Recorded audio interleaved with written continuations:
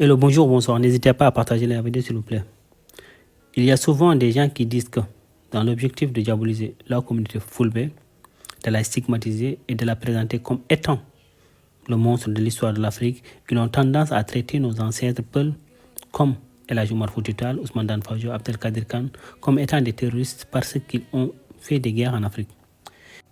Mais ils oublient que l'histoire du monde est marquée par des conflits et des guerres. Les empires ne sont pas des structures qui ont été créées avec des débats où des gens sont venus avec du pain au chocolat pour dire oui, nous allons créer nos empires. Et que les autres ont simplement accepté. La plupart des royaumes et des empires se sont construits à travers des conflits, des conquêtes et parfois la terreur. Quand on part du côté de l'Afrique centrale, chez les Zoulous par exemple, Chaka Zulu, on peut apprendre l'histoire de nombreuses guerres et conquêtes du nord au sud dans les 54 pays d'Afrique. L'histoire qui est racontée dans les livres est aussi marquée par des violences et des affrontements. Si on revient sur la définition du mot terrorisme, cela signifie l'emploi de la terreur pour atteindre des objectifs politiques, religieux ou idéologiques.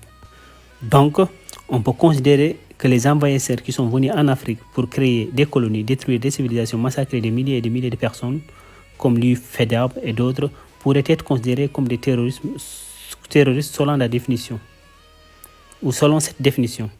On peut également considérer Adolf Hitler comme étant l'un des plus grands terroristes de l'histoire du monde. Joseph Staline aussi.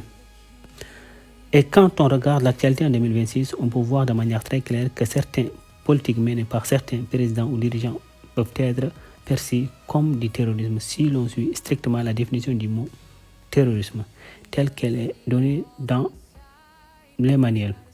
Par exemple, certains diront que Donald Trump terrorise le monde par certaines de ses politiques. Benjamin Netanyahu également est accusé par certains de terroriser des milliers et des milliers de Palestiniens. Vladimir Poutine fait pareil selon d'autres critiques. Toutes ces personnes sont parfois décrites comme faisant partie des dirigeants les plus violents et les plus contestés au XXIe siècle. En Afrique aussi, certains dirigeants militaires comme ceux de l'AES, le Mali, le Burkina Faso et le Niger, des personnes qui sont venues prendre le pouvoir par la force, braquer des institutions, massacrer des innocents et créer des guerres civiles dans certaines sous-régions peuvent être comparés par certains observateurs comme étant des terroristes.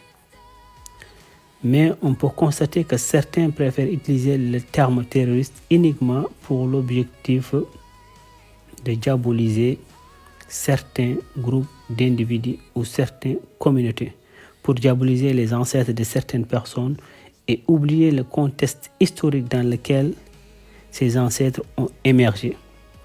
L'Occident lui-même utilise parfois ce terme qu'il définit selon ses propres critères et selon ses propres intérêts. En résumé, je suis fier d'être descendant de toutes ces figures historiques. Je suis fier d'être descendant de El Hadji Oumar Foutiyou Tall, le terreau. Je suis fier d'être descendant d'Ousmane Dan Fodio, le terreau. Fier d'être descendant d'Abdelkader Khan, le terreau. Fier d'être descendant de tous nos ancêtres qui ont su nous protéger et su mettre en valeur le Pulago, défendre la culture pendant des milliers et des milliers de siècles.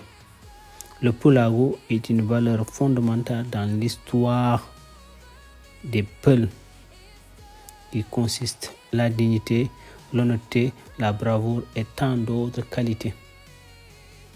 Merci.